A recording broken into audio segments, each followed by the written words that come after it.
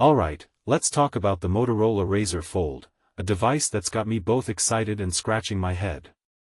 Here's the deal, Motorola's taken a bold leap with this foldable, ditching the flip phone design of its predecessors for a book-style fold, much like Samsung's Galaxy Z Fold. But here's what's wild, Motorola didn't just copy the playbook, they've managed to make it thinner than even the latest flagships. I mean, when you hold this thing, it's almost hard to believe it's a foldable. That's the kind of innovation that makes you go, wow, they really thought this through. But let's address the elephant in the room, the price tag. At $1,899, this isn't just a phone, it's an investment. Personally, I think that's where the Razr Fold starts to lose some of its shine. Sure, it's a marvel of engineering, but is it twice as good as a $900 phone? That's the question I keep coming back to. What makes this really interesting is how Motorola is positioning itself against Samsung. They're not just playing catch-up, they're trying to redefine what a foldable can be. And in some ways, they've succeeded. One thing that immediately stands out is the design. When folded, it looks like any other premium smartphone, sleek, with a textured back that feels great in the hand.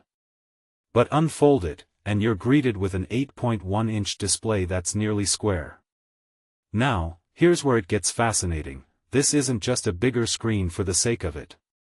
The aspect ratio is perfect for 16:9 content, which is, let's face it, most of what we consume.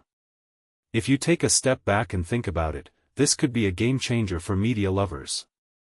But there's a catch, the crease. Yeah, it's still there. And while it's less noticeable than on earlier foldables, it's a reminder that this tech isn't quite perfect yet. What many people don't realize is how much thought went into the durability. The Razr Fold has an IP49 rating, which means it can handle dust and water better than most foldables. That's a big deal, especially when you consider how fragile these devices can feel. But here's my gripe, why no microSD card slot? The SIM tray has so much space, and yet Motorola decided to leave it out. It's a small detail, but it feels like a missed opportunity. In my opinion, it's these little things that separate a good device from a great one. Now, let's talk performance. The Razr Fold packs a Snapdragon 8 Gen 5, which isn't the absolute latest, but it's no slouch. I tested it with some heavy gaming, and it held up surprisingly well. What's really impressive is how cool it stayed, something even the Galaxy Z Fold 8 Ultra struggles with.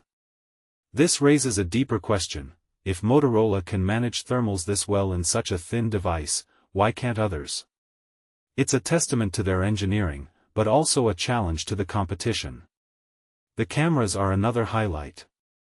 Motorola went all in with a 50MP triple sensor setup, and it shows. The photos are sharp, colors are vibrant, and the zoom is impressive. A detail I find fascinating is how well the cameras work together, there's no jarring shift in quality when switching between lenses. But here's the kicker, the internal display's squarish aspect ratio is actually better for previewing photos. It's one of those, why didn't anyone think of this before, moments.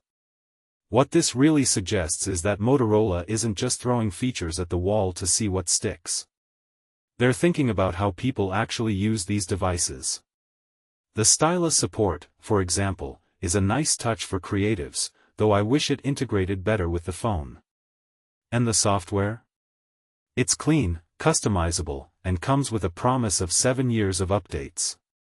That's a big deal in a world where most phones are lucky to get 3. So, is the Razr Fold worth it? From my perspective, it's a yes, with an asterisk.